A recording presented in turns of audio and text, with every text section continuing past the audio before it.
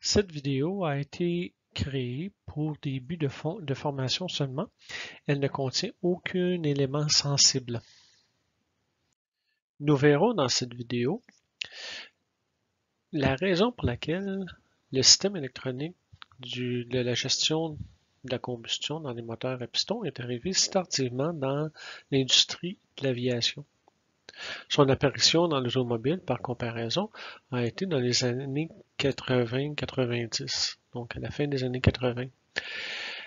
Dans l'aviation, à cause de la certification nécessaire pour la navigabilité et aussi par le nombre restreint de moteurs produits, faisait que le système électronique était très coûteux. Donc une barrière contre l'arrivée du système électronique dans l'aviation. Vous entendrez sûrement que le monde de l'aviation est un monde très conservateur. Dans le fond, c'est plutôt un monde sécuritaire. On ne peut pas se permettre qu'un avion tombe en panne. Donc le système informatique, lui, n'avertit pas avant de tomber en panne, contrairement au système mécanique qui a une baisse de performance. Donc, avec le système mécanique, on est capable d'observer une baisse de performance et ainsi réparer, corriger le problème. Tandis que le système informatique fonctionne bien et tout d'un coup, il peut arrêter de fonctionner. Ça arrive souvent dans nos ordinateurs, dans nos téléphones et dans toutes les choses électroniques qu'on a aujourd'hui. Il n'y a pas d'avertissement.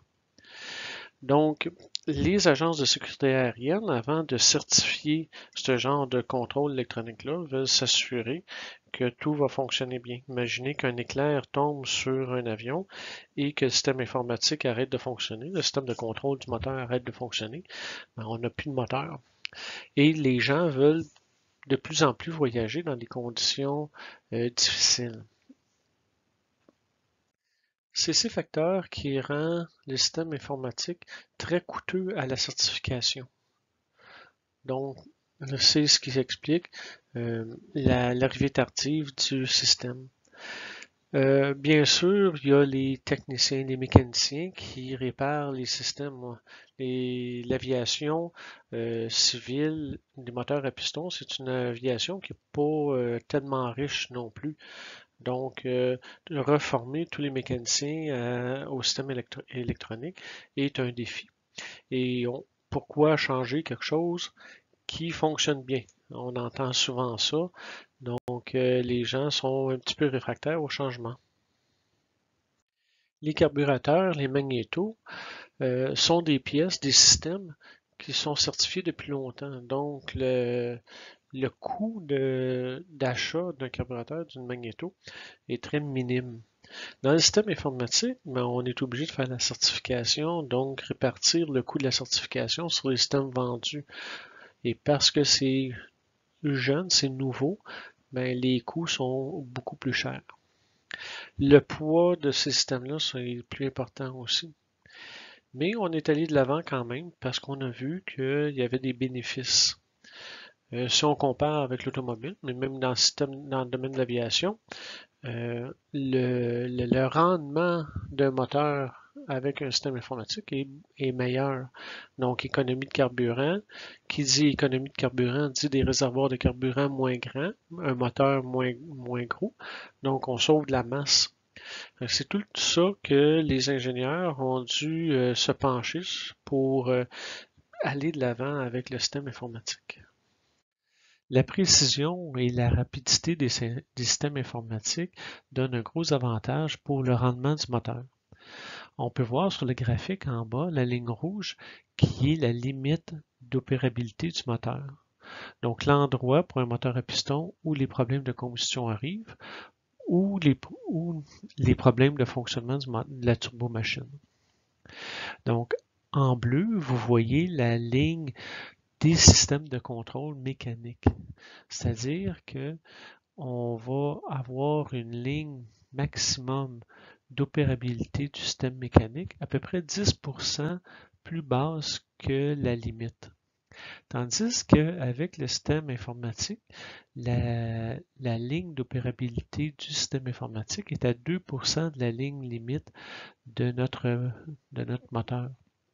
Donc, cette cette proximité-là à la ligne limite permet au même moteur d'avoir plus de puissance. Donc, c'est le gros avantage du système informatique. Il y a un coût à tout. Le coût de certification du moteur informatique est très, très élevé. Pourquoi? Parce qu'il y a beaucoup de tests à faire. Donc, on est obligé d'avoir une redondance sur tous les systèmes, toutes les sondes. Donc, une sonde de température, dans le fond, dans un système informatique, est doublée. Le processeur de l'ordinateur est doublé. Donc, les deux processeurs se communiquent ensemble, le résultat des deux sondes de température. Il ne faut pas que l'écart soit trop élevé. Le poids aussi des systèmes informatiques est très élevé. Par expérience, lorsque les systèmes informatiques sont arrivés pour le PT6 chez Pratt & Whitney, juste le poids du câble était plus grand que le système mécanique de contrôle du carburant au complet sur le PT6. Donc, c'est pas à négliger. Sa sensibilité à l'environnement, aux vibrations et sur tension. Donc, imaginez un éclair qui touche un avion. Il ne faut pas que le processeur ou les systèmes informatiques arrêtent de fonctionner. Les vibrations, c'est tous les connecteurs qui sont en cause. Donc, les connecteurs vont s'user puis produire des pannes intermittentes. Et l'environnement, la chaleur, l'humidité, de tout ça. Le gros problème du système informatique, c'est les signes avant-coureurs. Dans un système mécanique, on voit la faiblesse, on voit que la performance du système baisse, tandis que dans le système informatique, une minute, il peut fonctionner, puis tout de suite après, ne pas fonctionner. Donc, pour comparaison, à gauche, nous avons un système de magnéto, un système d'allumage de magnéto, et à droite, nous avons le même système, mais informatique. Donc, on peut voir qu'il y a beaucoup plus d'éléments dans le système informatique. Donc, plus de poids, plus cher aussi parce que plus d'éléments. Tous les composants du système électronique ne servent pas toujours à la redondance. Bien sûr, on a besoin de deux systèmes pour s'assurer que si le premier brise, le deuxième va continuer à rouler. Dans le système mécanique, on a la même redondance, mais d'une manière différente. Donc, les sondes, si vous avez une sonde de rotation du vilebrequin, ça prend dans le fond deux sondes, deux capteurs de vitesse de rotation. Dans l'ordinateur, vous avez besoin de deux boards, le board A et le board B. Et les deux boards vont communiquer un avec l'autre. Toutes les informations. Donc, le capteur de régime du moteur A va parler avec l'ordinateur A et le capteur de régime B va parler avec l'ordinateur B. Mais le capteur A va envoyer un signal à l'ordinateur B et le capteur B va aussi envoyer un signal à l'ordinateur A. Et l'ordinateur A et l'ordinateur B vont comparer les signaux qu'ils reçoivent et que l'autre ordinateur reçoit.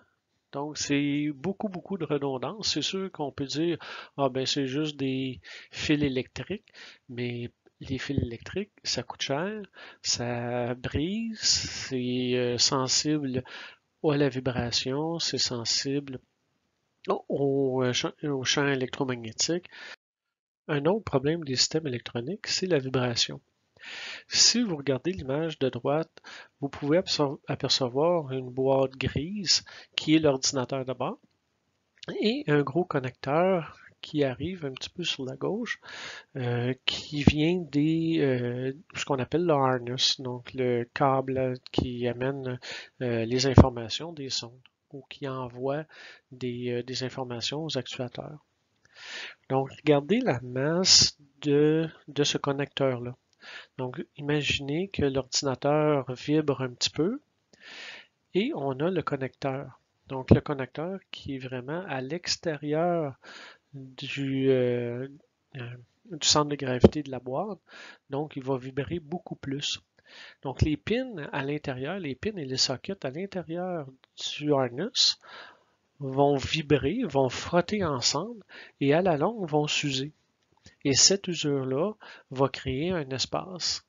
Cet espace-là va empêcher une bonne communication du signal. Donc, on va avoir probablement, pas probablement, mais on va avoir des fautes intermittentes et des arcs électriques qui vont se produire entre la pin et le socket. La raison pour laquelle le système informatique est la bienvenue dans l'aviation, c'est au point de vue de son rendement. Le rendement mécanique et le rendement volumétrique. On a vu dans une vidéo précédente les problèmes de combustion. Donc, le système de contrôle mécanique a besoin d'une grande marge de sécurité pour ne pas atteindre un problème de combustion. Dans le système informatique, la marge est réduite, ce qui fait que le moteur est plus efficace. On parle d'efficacité, mais je veux dire le rendement. Le rendement, c'est quoi? C'est la puissance que le moteur donne par rapport à la puissance du carburant qui entre. Donc, on appelle ça le rendement mécanique. L'autre problème des moteurs à piston au carburateur, c'est le rendement volumétrique. Le taux de remplissage de mélange dans notre cylindre. Donc, à haute vitesse, le taux de remplissage est à peu près de 70%. On peut voir, c'est la ligne rouge de notre graphique. Donc, à 3000 RPM, on a un rendement de 70%. Puis, à basse vitesse, on a un rendement de 1800 RPM. On a un rendement de 80%. Donc, plus la vitesse, le régime du moteur augmente, moins le rendement est bon. Le rendement volumétrique est bon. Donc, dans le système de contrôle informatique, ben, on pourrait, on n'est pas encore rendu là, mais ça s'approche, la technologie s'en vient, de donner la possibilité de changer l'ouverture des soupapes, donc devancer ou retarder l'ouverture des soupapes afin d'augmenter le rendement volumétrique à haut régime. Donc voici comment le système informatique a augmenté le rendement du moteur à piston. Donc sa capacité à fournir un dosage permettant une combustion rapide et de haute énergie, proche des problèmes de combustion comme la détonation, mais c'est mieux que ce que le carburateur est capable de faire. Éventuellement, le système informatique va pouvoir changer le moment d'ouverture des soupapes, donc on va avoir une meilleure capacité d'ouvrir et de fermer les soupapes pour augmenter le remplissage des cylindres de mélange. La capacité de brûler tout l'essence, tout le carburant qui entre dans le moteur, donc avec l'allumage électronique et avec le changement d'ouverture de soupape. L'ordinateur est programmé pour donner mélange pauvre parce que ce mélange donne une combustion beaucoup plus chaude et beaucoup plus énergique. Par contre, un mélange pauvre donne un retour de flamme et de la détonation. Le moteur est beaucoup plus chaud. Dans cette vidéo, j'ai tenté de vous montrer la base des systèmes informatiques. Bien sûr, il y a beaucoup plus de détails que ça. On peut juste prendre les softwares. Donc, un software de contrôle de carburant, normalement, contient 4 autres softwares. Donc, dans un des softwares, on a toute la caractéristique des soupapes ou des sondes utilisées. Et un autre software, on a tous les calculs. Un autre software, c'est dans le fond les systèmes d'exploitation. Et le quatrième qui va lui faire les calculs et processer les données.